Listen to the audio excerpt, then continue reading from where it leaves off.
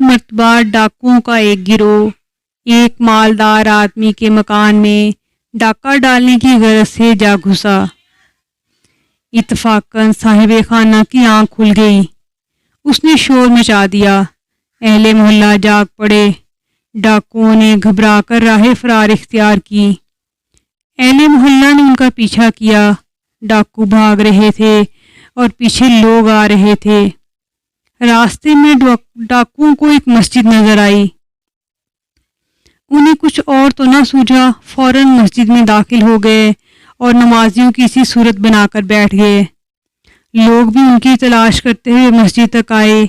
دیکھا کہ چند آدمی نماز میں مصروف ہیں، ان کے علاوہ مسجد میں کوئی نہیں۔ کہنے لگے کہ افسوس، چور تو کہیں نکل گئے۔ چنانچہ وہ لوگ ناکام واپس لوٹ گئے۔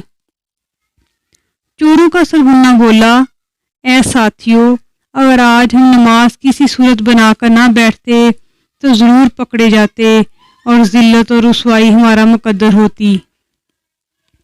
صرف جھوٹ موٹ نماز کی صورت اختیار کرنے کی یہ برکت ہے۔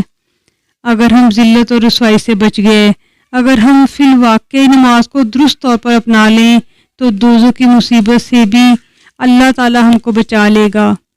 اس لیے ساتھیو، میں تو آج سے لوٹ مار سے توبہ کرتا ہوں اور اللہ عز و جل کی نافرمانی کی عادت چھوڑتا ہوں۔ اس کے ساتھی کہنے لگے، سردار، جب آپ نے توبہ کر لی تو پھر ہم بھی کیوں پیچھے رہیں؟ ہم بھی آپ کے ساتھ توبہ میں شریک ہو جاتے ہیں۔ چنانچہ تمام ڈاکوؤں نے سچے دل سے توبہ کی اور ان کا شمار متقی اور پرہیزگار لوگوں میں ہونے لگا۔ جس جگہ کوئی نماز ادا کرتا ہے یا ذکر و درود پڑھتا ہے تو وہ جگہ دوسری جگہوں سے اپنے آپ کو ممتاز سمجھتی ہے کہ میں کس قدر خوش نصیب ہوں کہ مجھ پر رقص و سرور کی محفل نہیں ہوئی بلکہ نماز پڑھی گئی۔